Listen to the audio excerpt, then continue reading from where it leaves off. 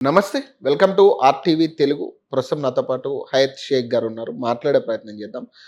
ఇటీవల ఈ ముస్లిం మతం అని వినపడగానే చాలామంది హిందూ సంఘ సంస్కర్తలు కావచ్చు, దాన్ని నెగెటివ్ చేసే ప్రయత్నం చేస్తా ఉన్నారు.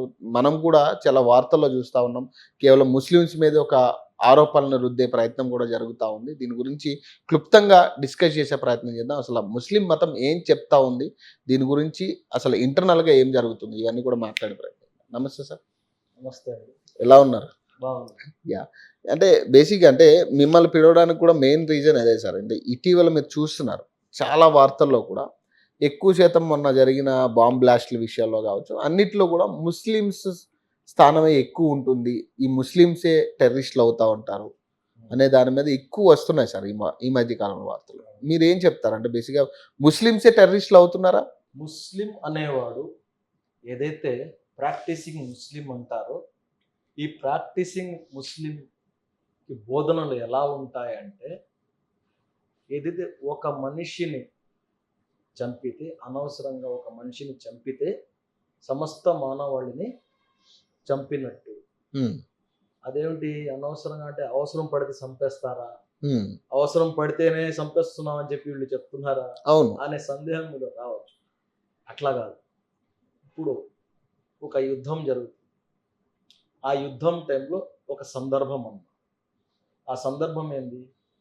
మనము ఏదైతే సహించి మొన్న పహల్గామ్‌లో మనం ఎన్నో కుట్రలు చేస్తుంటే కూడా పహల్గామ్ దాడిలో మా సహనం నశించిపోయేసి ఆపరేషన్ సింధూర్ చేశాం కదా! అవును. ఈ ఆపరేషన్ సింధూర్ పేరే అరబీలో జిహాద్. ఓకే. రైట్. అర్థమైందా? రైట్. రైట్. రైట్. అవును. ఇలాంటి దానికి ప్రకటించడమే ఇస్లాంలో జిహాద్ అంటారు. హ్మ్. ఇంకా రెండవది, మీలో ఏదైతే కోరికలు, మానవత్వాన్ని మర్చిపోయే కోరికలు మీలో కలిగినప్పుడు దాంతో పోరాటం చేయడం కూడా జిహాద్. హ్మ్. మీ కుటుంబం కోసం మీరు ఉదయం లేస్తే మీ మీ ఫ్యామిలీ కోసం ఏదైతే మీ జీవన పోరాటం చేస్తారో దాని పేరే జిహాద్. హ్మ్.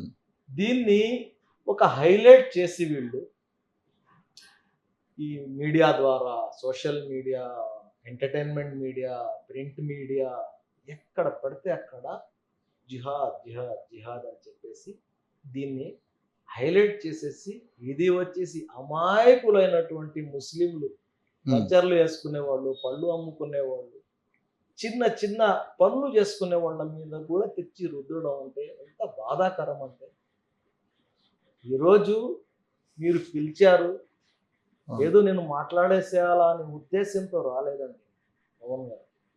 ఈ సమాజానికి ఏదైతే మంచి భారతదేశం మనం చూసామో 20 ఏళ్ల క్రితం, రైట్. నా చిన్నప్పుడు నేను ఏదైతే మా చిన్ననాటి స్నేహితులతో స్కూల్లోకి పోయేసి, భారతదేశం నా మాతృభూమి, భారతీయులందరూ నా సహోదరులు, నేను నా దేశాన్ని ప్రేమిస్తున్నాను, సుసంపన్నమైన బహువిధమైన ఏదైతే చదివానో ఇవన్నీ గుర్తుకొచ్చి ఈ సమాజాన్ని ఇప్పుడు ఏదైతే ద్వేషం పెంచుకొని ఎవరైతే తిరుగుతున్నారో, అదేవిధంగా ముస్లిం అంటే అపవాదం నిందలు వేసేసి చేస్తున్నారు. ఈ నిందలు ఇలాగనే వేసుకుంటా పోతే హ్మ్. దీన్ని ఇలాగనే మౌనం వహించి మనలాంటి వాళ్ళు కానీ సమాజంలో మౌనం వహిస్తే ఈ హ్మ్. నిందలు నిజమైపోయే ప్రమాదం ఉంది అని చెప్పి హ్మ్. నేను భావిస్తున్నాను. కాబట్టి ఈరోజు మీరు పిలవంగానే మీ స్టూడియోకి వచ్చి అందరికి మంచి సందేశం ఇవ్వాలా, మా హిందూ సోదరులకు కూడా ఒక సందేశం ఇవ్వాలనే ఉద్దేశంతో ఇక్కడికి రావడం జరిగింది. సార్ అంటే మీరన్నదే ముస్లిమ్స్ మీద అంటే ఒక నింద మోపుతున్నారనేది మీరు చెప్తా ఉన్నారు. వాస్తవంగా ఇప్పుడు జరిగిన ఏ ఇన్సిడెంట్ అయినా మనం తీసుకుంటే బాంబ్ బ్లాస్ట్ విషయంలో ఎక్కువ శాతం ముస్లిం పేర్లే వస్తా ఉంటాయి బయటికి. మొన్న గూడా ఏదైతే జరిగిన విషయాల్లో కూడా ముస్లిం పేరే రావడం జరిగింది. ముస్లిమ్స్ పేరే రావడం జరిగింది. కేవలం హిందువులనే టార్గెట్ చేసి ముస్లిమ్స్ చేశారు ఈ పనంతా అని చెప్పేసి. మీరేం చెప్తారు సార్? ఎవరు ఇట్లాంటివి విన్నప్పుడు మీ మీ ఆలోచన ఏంటి? వీళ్ళు ముస్లిమ్సే కాదండి అసలు. హ్మ్. ఆదిల్ షా హుసేన్ అనే అతను హ్మ్. ముస్లిం కాదా? హ్మ్. అవును. కాపాడి ప్రాణాలు పోగొట్టుకున్నాడు. అవును. అతనికి అవసరం ఏముంది? అవును. ఎవరో టూరిస్టులు, అవును. సంబంధం ఏముంది? బంధువులు కాదు, ఊరికి సంబంధించిన వాళ్ళు కాదు, కులం కాదు, మతం కాదు, కేవలం మానవత్వం, ఇక్కడ జాతీయత, ఉమ్, మన భారతీయులు ఉమ్, అనే ఉద్దేశంతోనే కదా కాపాడి ప్రాణాలు పోగొట్టుకున్నాడు. అవును. ఇంకొక అతను 20 కిలోమీటర్ల వరకు భుజాల మీద ఎత్తుకొని అవును. అక్కడ ఈ 2000 మందిని కాపాడింది ఎవరండి? ఉమ్, ముస్లిమ్సే కదా. ఉమ్, అక్కడ ఉన్నటువంటి లోకల్స్ ముస్లిమ్సే కదా. చాలా మంది చాలా విధాలుగా మాట్లాడుతున్నారు. ఉమ్, వాళ్ళ మీద కూడా చాలా ఘోరాతి ఘోరంగా మాట్లాడుతున్నారు.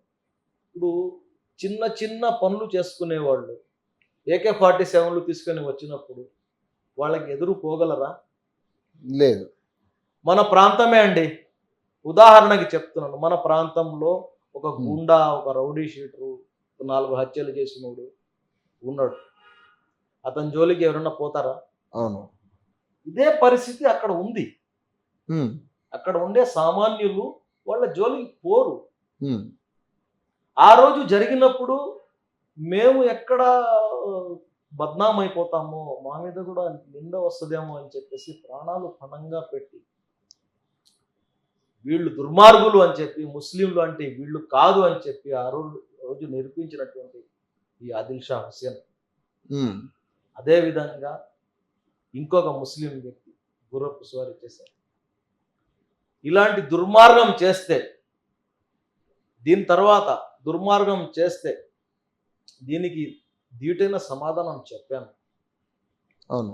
ఈ సమాధానానికి ఆపరేషన్ సింధూర్ నిర్వహించి, ఆ ఆపరేషన్ సింధూర్లో వ్యామికా సింగ్, ఉమ్, సోఫియా ఖురైషి, కాశ్మీరీ పండిత్, అదేవిధంగా సిక్కులను, పఠాన్లను అందరినీ ఒక టీంగా ఏర్పాటు చేసి భారతదేశం జోలికి వస్తే భారతదేశం తీసుకోబోయే చర్యలో అన్ని మతాల వాళ్ళు ఉంటారు అని చెప్పి నిరూపించారు నరేంద్ర మోడీ గారు, ఇప్పుడు ఉన్నటువంటి కేంద్ర ప్రభుత్వం.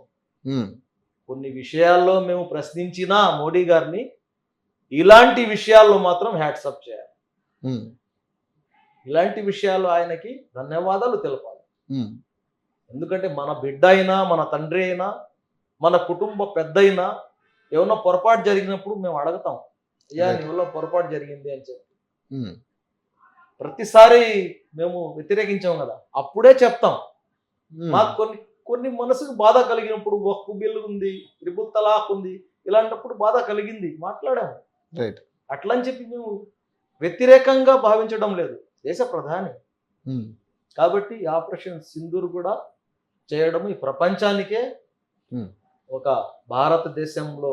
భారతదేశంలో ఉన్నటువంటి ఏదైతే వసుదైక కుటుంబం ఉందో, ఈ కుటుంబం జోలికి ఎవరి జోలికి వచ్చినా ఉపేక్షించేది లేదు, ఉమ్, సహించేది లేదు అని చెప్పి దీని ద్వారా నిర్వహించారు.